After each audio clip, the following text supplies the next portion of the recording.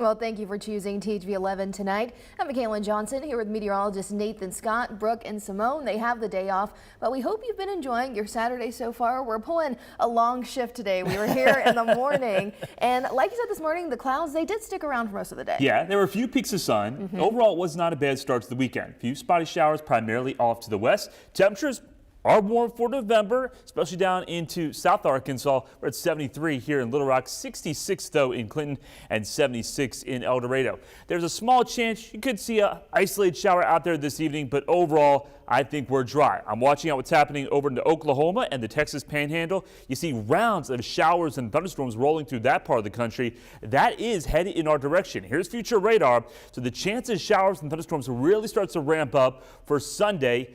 West Arkansas, Northwest Arkansas, East Arkansas, most of your Sunday will be dry, but we are going into a very unsettled weather pattern in terms of heavy rain and also the potential of strong to severe thunderstorms. Highs tomorrow, primarily into the upper 70s to lower 80s, much cooler with that good chance of rain in Northwest Arkansas. I'll have more on this unsettled weather trend coming up. Nathan, thank you. The third and final phase of the I30 Crossing Bridge project is now underway, and it means major detours are set to last all weekend in the heart of Little Rock and North Little Rock.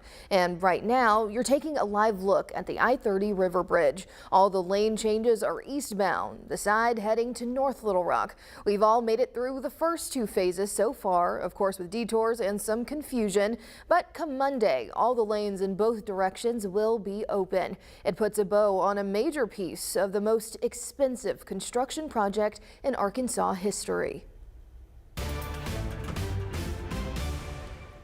And we're just 3 days away from the 2024 election, and here at THV 11, we are your election central. Earlier today, Governor Sarah Huckabee Sanders went out and cast her vote this morning. She took a moment to speak on the importance of educating children about the importance of voting.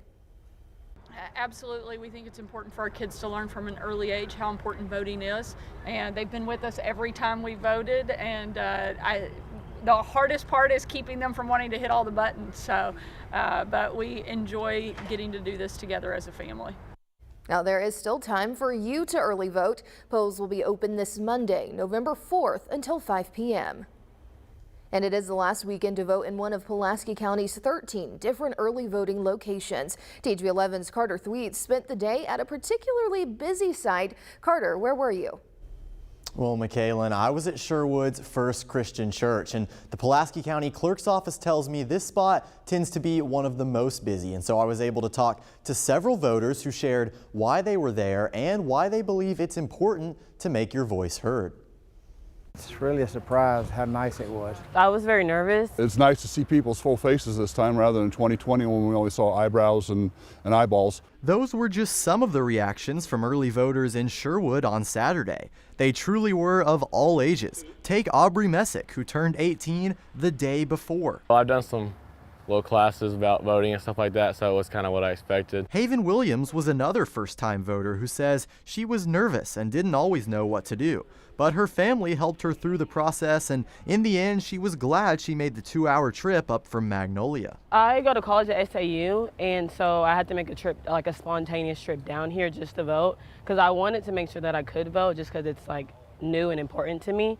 So yeah, the early voting was just the only option that I had to vote. The lines were longer than in some other locations, especially up front where workers were checking ID.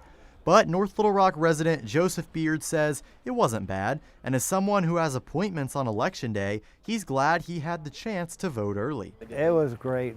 The line was not that bad, and we got to vote real quick.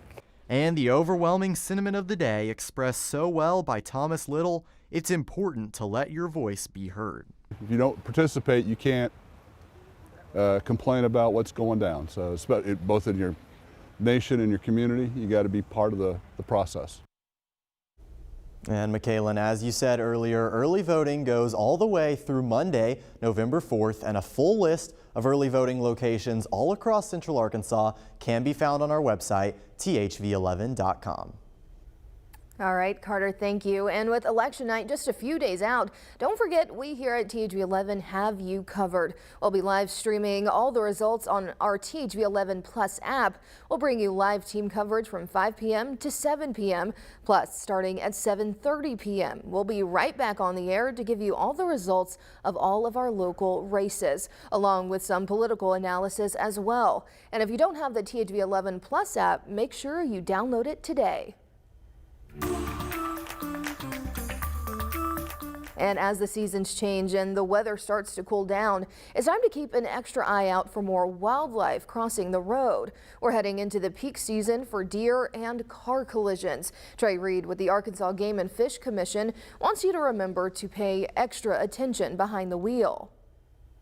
They are on the move this time of year because it is the breeding season. Also with the time change coming up, you know, that's going to mean you're going to be driving at those dawn and dusk hours, which is when deer are more active.